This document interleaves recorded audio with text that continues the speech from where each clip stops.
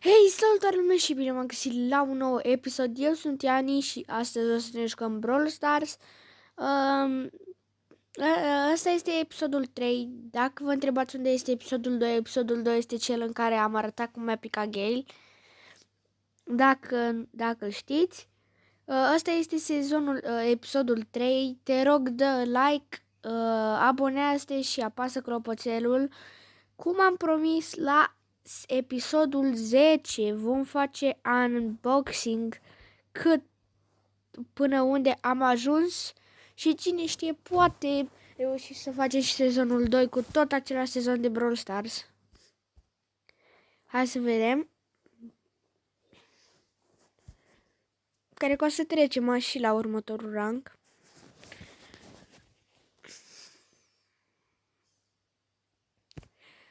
Eu o să păstrez doar Brawl Box-urile, o să-mi iau gemurile dacă e ceva important. Pentru că știți că acum poți să iei ce vrei tu de la Brawl Pass.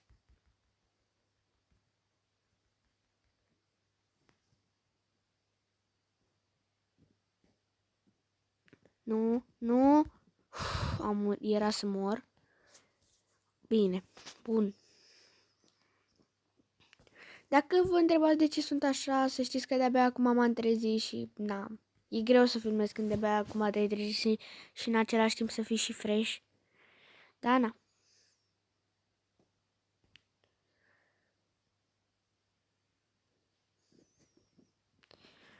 Aoleu, deja suntem în showdown. Mă mir.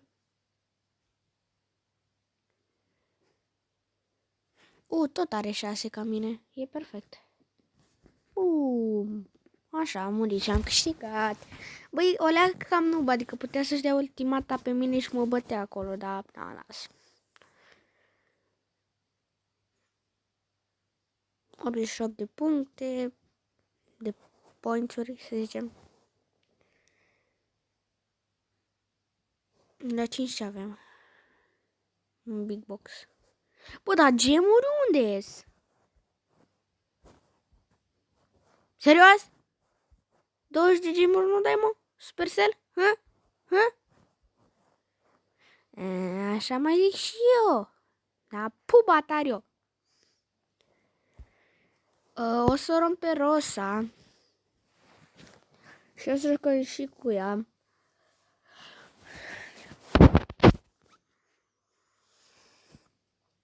E puțin enervant că Supercell-ul a pus gemurile odată la 10 rancuri și e greu. Așa revenim peste problema mea de conexiune. Ce s-a întâmplat nimeni nu știe. Scrieți-vă în comentarii. Cine știe poate știți. Nu uitați să scrieți în comentarii ce jocuri vreți să jucăm. Am văzut că Lucas Mandric a pus deja să jucăm stand-off, o să jucăm și stand-off, promit. Dar nu știu dacă știți, dar cei care au mai fost înainte la mine pe canal, am mai jucat și stand-off. Olo, hoparos, așa, mă, dacă ai tupeu, fugi, pubatariu. Băiatul, mă. Eu și cu scutul n-ai ce să faci.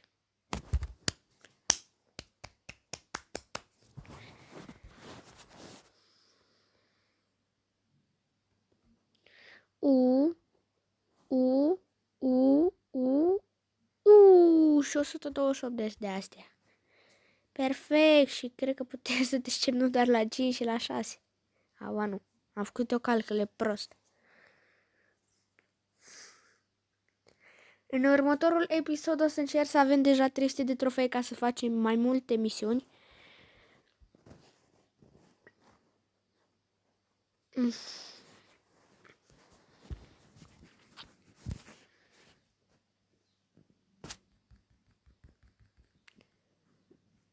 Mamă, am netul prost. Fac. Bă, ce are, frate, netul meu astăzi? Mai devreme mi-a dat crash și acum ce se întâmplă? Stai să-mi activez datele. Că poate am și o netul mai bun, așa ce ziceam.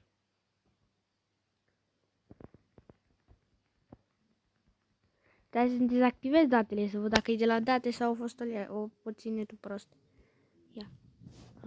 De la... a fost puțin netul prost acolo. Oh, hopa, hâțule!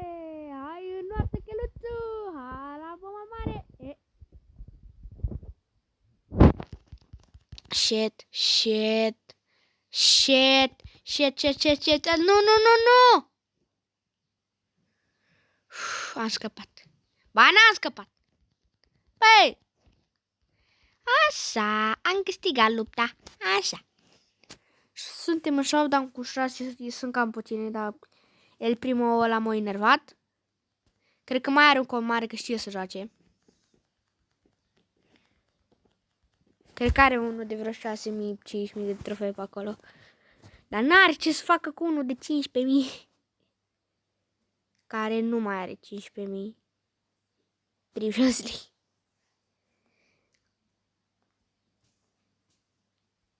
Am făcut și încă 200 de token dublere. Facem și o să facem și Brawl Ball-ul, dacă putem în episodul de azi, dar nu cred. O să schimbăm brawlerul în Nita, să vedem cum se descurcă Nita pe harta asta.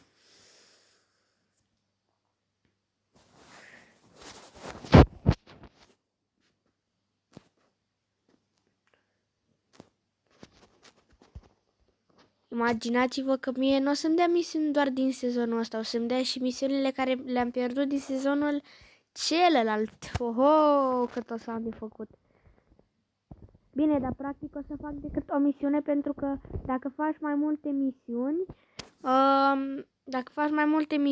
cum ar fi faci 6 win-uri, nu se pune decât la o misiune, se pun la toate, deci o să fie cam ușor, da? Na. Am murit ca... Ok, hai să trecem să jucăm tot rosta, vom juca să facem și pe aia de rang 5. Și după aia o să încercăm să facem pe toți de rang 5. Da, pot să văd cum o să-l fac pe Barley. Dumnezeu știe.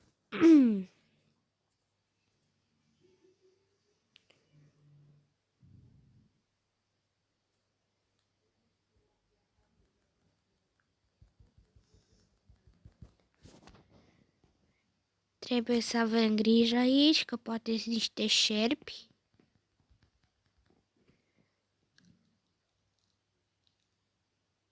Cum să te dai de gol? Hehe! Ia, e cineva acolo? Ați văzut că pe unul mai chema Ianis? Cu Shelly. Mori. Dacă te las. Te las, hai. Ha, mai dăm. Degeaba.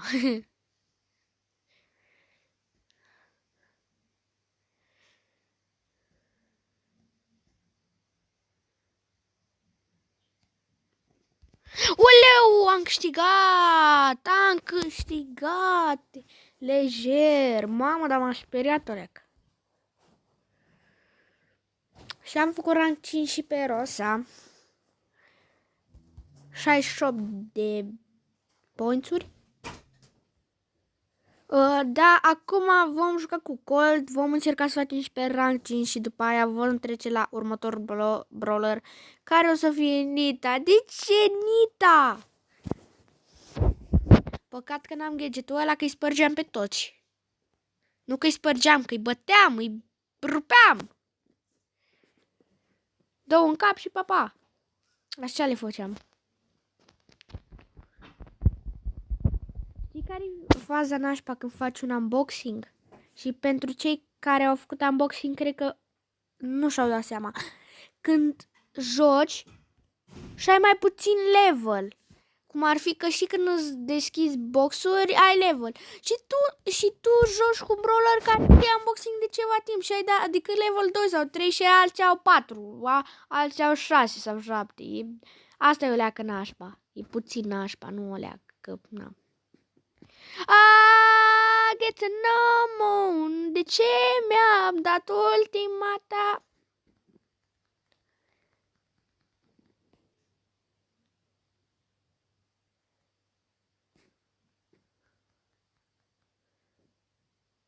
Mai foarte puțin și am câștigat!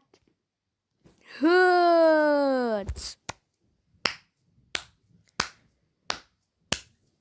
Foarte bun!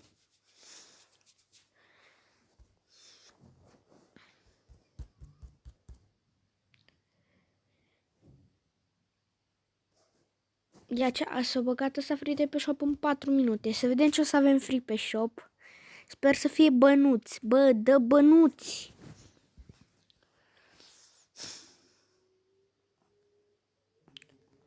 Băiatul, dă bănuți! A, și vrei să spun ceva ce nu cred că știi? Dacă nu știai, dă like. Deci, dacă te duci acum, cum ar fi, ai 100 de trofei ca mine și nu l-ai pe Brock și cumperi Brawl Pass-ul, îl cumperi și știi că prima oară e skin-ul ăla, Super Ranger Brock. Știi, nu? Și stai să-ți arăt dacă nu știi. E skin-ul ăla, Super Ranger Brock. E skin-ul ăsta, Super Ranger Brock. Dacă n-ai 1000 de trofee, apeși pe el, ți-l dă și pe Brock și pe Super Ranger Brock. Și n-ai 1000 de trofee. Hacker!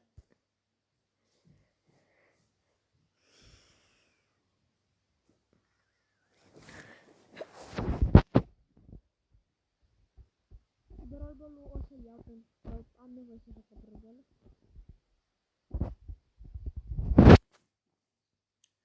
Ăsta probabil este ultimul meci, o să fac rank 5 pe Colt. După aia o să mă joc eu fără să filmez, o să încerc să filmez, o să joc singur ca să încerc să fac 300 de trofee și după aia în episodul 4 vom face unboxing. Unboxing. În episodul 4 vom juca să facem misiunile, scuzați-mă. Hă-ți, puștiu!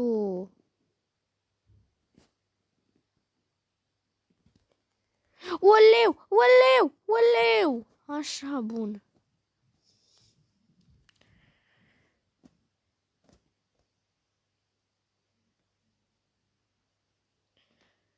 Uite, Onita.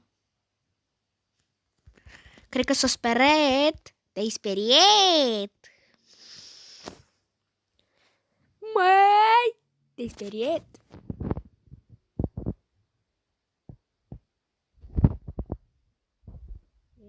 Ăsta e cam un noob. You are a noob.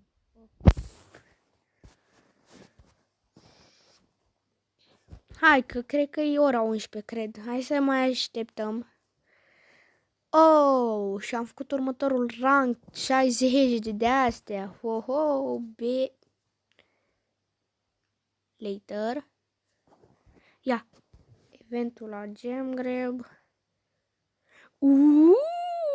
600 de gemuri.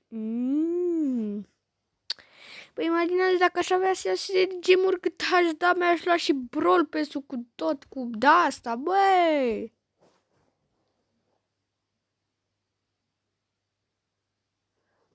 Și cam de asta a fost tot episodul de asta. Dacă ți-a plăcut, nu uitați, dai un like, un share și un subscribe.